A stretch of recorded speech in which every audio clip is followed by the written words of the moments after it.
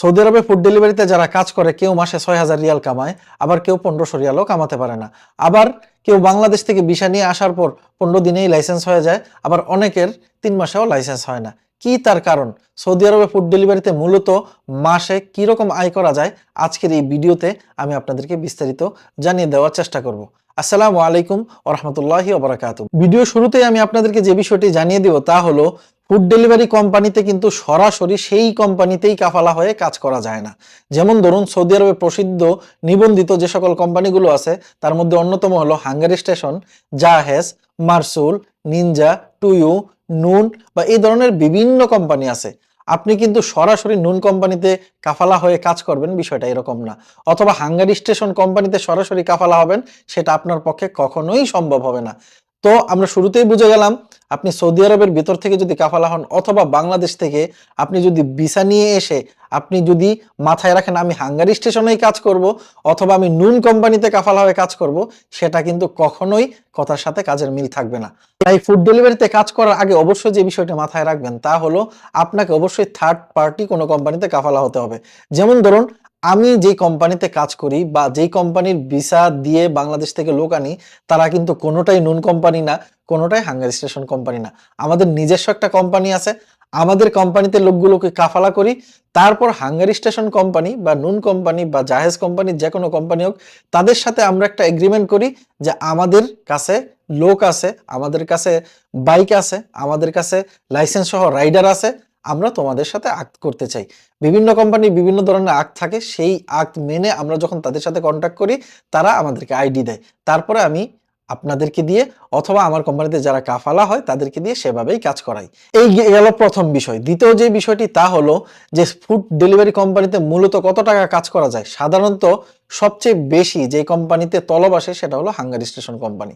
Hungary স্টেশনে যারা কাজ করবেন বা যেই কোম্পানির আইডি থাকবে হাঙ্গারি স্টেশনের, আপনারা কম হলেও সেখানে যদি প্রত্যেক দিন আপনারা ১৪টা বা ১৫টা যদি তলব মারতে পারেন আপনার বেতন অনায়াসে ২,০০০ রিয়াল বা ২২০০ রিয়াল আসবে। তারপর ১৪টা বা ১৫টা তলবের পর প্রত্যেকটা তলবে আপনি ৯ রিয়াল, ১০ রিয়াল, ৮ রিয়াল, বিভিন্ন কোম্পানিতে বিভিন্ন রকম সিস্টেম, আপনি সেগুলো বাড়তি ইনকাম করতে পারবেন।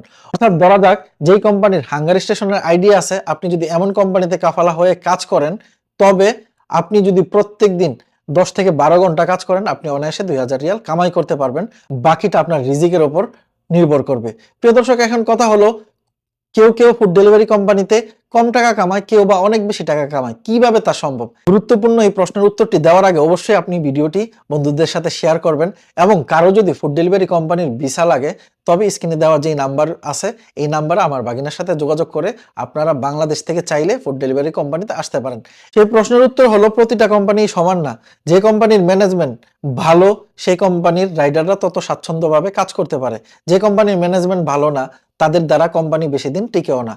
ধরুন একটা কোম্পানিতে ২০টা লোক আছে ঠিকই, ২০টা মোটরসাইকেলও আছে, সবকিছু আছে, কিন্তু তাদের মুদির ভালো না, কফিল ভালো না, তাইলে কিন্তু চাইলেও সেই কফিল লাভবান হতে পারবে না এই লোকদেরকে দিয়ে।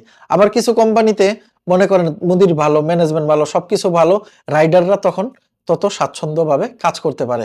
তারপরে আরেকটা বিষয় হলো বাসস্থানের বিষয়। আপনার কোম্পানি এমন একটা জায়গায় আপনাদের থাকার ব্যবস্থা করছে যেখানে তলব আসে না, এইখান থেকে সিটিতে যেতে হলে ২০ মিনিট ৩০ মিনিট চলে যায়। এরকম যদি হয় প্রত্যেকদিন আপনার সময়ের কারণে আপনি অনেক সময় তলব মারতে পারবেন না। তারপর আরেকটা বিষয় হলো অনেক কোম্পানিতে হাঙ্গারি স্টেশনের সাথে সরাসরি কোনো আক্তও নাই। কারণ হাঙ্গারি স্টেশনের আক্ত নিতে হলে বা তাদের সাথে চুক্তি করতে হলে ২০ জন রাইডার লাগবে যাদের লাইসেন্স আছে। তারপরেই হাঙ্গারি স্টেশন কোম্পানি তাদেরকে আইডি দিবে। এখন অনেক কোম্পানি আছে যেগুলো ঠিকঠাক মতো কিছু বুঝে না। কিছু লোক কফালা করলো, বাইক কিনলো, তারপরে তারা সুন্দরভাবে চালাতে পারে না। এইভাবে যত্রতত্র কোম্পানি যেগুলো আছে এগুলোতে অনেকে কাফালা হয়ে বিপদে পড়েন, তাদের থেকে ভিসা নিয়েও আপনারা বিপদে পড়েন। তাই এখন সহজেই বোঝা গেল কোম্পানির ম্যানেজমেন্ট যদি ভালো থাকে, বাইক রাইডাররা যদি মন থেকে কাজ করে, মাসে ৩ থেকে ৪,০০০ রিয়াল অনায়াসে কামানো যায়। কারণ প্রত্যেকদিন যদি আপনি ১৪টা তলব মারেন, তারপরে যদি ২-৩টা করে তলব মারেন, এবারে যদি আপনি ১৭টা তলব মারেন বা ১৬টা তলব মারেন, তবে মাস শেষে ২৫০০ ৩,০০০ রিয়াল আপনি কামাতে পারবেন। এর জন্য প্রত্যেকদিন আপনার ব্যয় করতে হবে ১০ থেকে ১২ ঘন্টা কম হলেও। তার বেশি যারা কাজ করবেন আরো বেশি আপনারা ইনকাম করতে পারবেন। এখন আসি পরবর্তী প্রশ্নে যে বাংলাদেশ থেকে যদি ভিসা নিয়ে আসতে চাই তাহলে কি করব, সৌদি আরব থেকে কাফালা হতে যদি চাই তাইলে কি করব। বাংলাদেশ থেকে যারা ভিসা নিয়ে আসতে চান, বিভিন্ন জায়গায় বিভিন্ন কোম্পানি আছে, ভালো মন্দ মিলিয়ে আপনারা কারোর সাথে যোগাযোগ করতে পারেন, অথবা আমার সাথেও যোগাযোগ করতে পারেন। আলহামদুলিল্লাহ আপনাদের দোয়ায় আমার কোম্পানিতে 400 রাইডার আমার অধীনে কাজ করে। আলহামদুলিল্লাহ, এটা আল্লাহর একান্ত রহমতের ফলেই এটা সম্ভব হয়েছে। যদি বাংলাদেশ থেকে কেউ আমার মাধ্যমে আসতে চান, আমার বাগিনার সাথে যোগাযোগ করতে পারেন, অথবা অন্যান্য যে কোনো কোম্পানির সাথেও আপনারা যোগাযোগ করতে পারেন। এখন হলো খরচের বিষয়। খরচ কত লাগবে? সাধারণত কিছু কোম্পানি আছে আপনাকে ফ্রিতেই ভিসা দিবে, কিছু কোম্পানি আছে না, ভিসার জন্য তারা চার্জ করবে, কিছু কোম্পানি আছে তাদেরকে লাইসেন্সের খরচ সহ আপনার ভিসা নিতে হবে। বিভিন্ন কোম্পানি আছে, এক এক কোম্পানি এক এক রকমের ভিসা প্যাকেজ। আপনি বিভিন্ন জায়গায় যোগাযোগ করার পর ভালো মন্দ মিলিয়ে হিসাব করে আপনি ভিসা নিতে পারেন।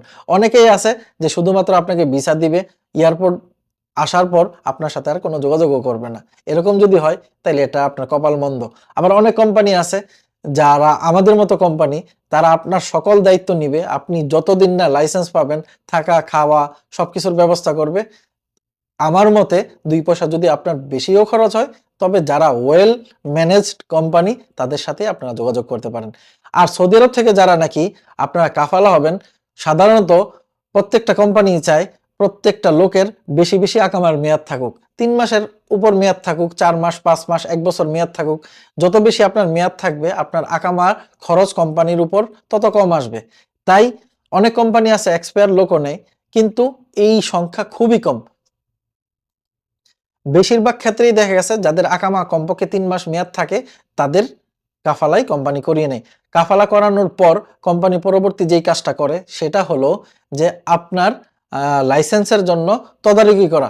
এখন আপনাদের সবচেয়ে গুরুত্বপূর্ণ যে প্রশ্নটা, তা হলো লাইসেন্স বানাতে কতদিন লাগবে? আপনি সৌদি আরব থেকে কাফালা হন আর বাংলাদেশ থেকেই আসেন, যেটাই করেন না কেন আপনার সময় লাগবে, কম হলেও ধরে রাখবেন 1 মাস সময় লাগবে আপনার লাইসেন্স পেতে।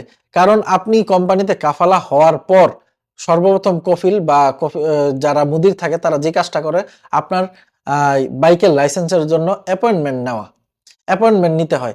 এই অ্যাপয়েন্টমেন্টটি নিতে আপনার অনেক সময় লাগে খুব বেশি, আবার অনেক সময় কম লাগে। সাধারণত ধরে রাখবেন অ্যাপয়েন্টমেন্ট নেওয়া, মাদ্রাসায় যাওয়া, ক্লাস করা, কম্পিউটার পরীক্ষা দেওয়া, তারপরে অবশেষে লাইসেন্সটি আপনার হাতে আসা পর্যন্ত সময় লাগবে 40 থেকে 45 দিন। যারা নাকি ভালো কোম্পানি, এটা হলো তাদের রিপোর্ট। আর যারা খারাপ কোম্পানি তারা তো 3 মাসেও তাদের লাইসেন্স মিলে না। যারা ভালো কোম্পানি, একেবারে সবকিছু যাদের ঠিক আছে, যারা 5 স্টার কোম্পানি, তাদের ক্ষেত্রে কম হলেও 1 মাস সময় লাগবে আপনার লাইসেন্সের জন্য। এখন আসি যে লাইসেন্সের ক্ষেত্রে আমাদের যে বিষয়টা সবচেয়ে বেশি ফেস করি বাঙালিদের ক্ষেত্রে, সেটা হলো কম্পিউটারে পাস না করা। অনেকেই খুব ভালোভাবে বাইক চালাতে পারেন, অ্যাক্সিডেন্টও করেন না, সাহসও আছে, সব ঠিক আছে। কিন্তু একটা জিনিস আছে যেটা হলো কম্পিউটার পরীক্ষা। কম্পিউটার পরীক্ষায় বেশিরভাগ স্টুডেন্টরাই পাস করে না। আর এই কম্পিউটার পরীক্ষা বিভিন্ন কোম্পানি বিভিন্নভাবে দেওয়ায়। যাদের একটু প্রভাব আছে বা অনেকেই বিভিন্ন সিস্টেম আছে, বিভিন্ন সিস্টেম বুঝতে তো পারছেন, তো ওই সিস্টেমে তারা পাস করিয়ে নেয়। আর যাদের ওই সিস্টেম নাই, যারা ওইগুলো বুঝে না, তাদের ক্ষেত্রেই দেরি হয়। সংক্ষিপ্ত আকারে আমি চেষ্টা করেছিলাম আপনাদেরকে ফুড ডেলিভারির A to Z জানিয়ে দেওয়ার জন্য। কেউ যদি আরো কিছু, যদি কারো কাছে কোনো অস্পষ্টতা থাকে, তবে আপনারা কমেন্ট করতে পারেন। পরবর্তী ভিডিওতে আমি আপনাদের কমেন্টের উপর ভিত্তি করে নতুন একটা ভিডিও বানাবো। সেই পর্যন্ত সবাই ভালো থাকবেন। আল্লাহ হাফেজ।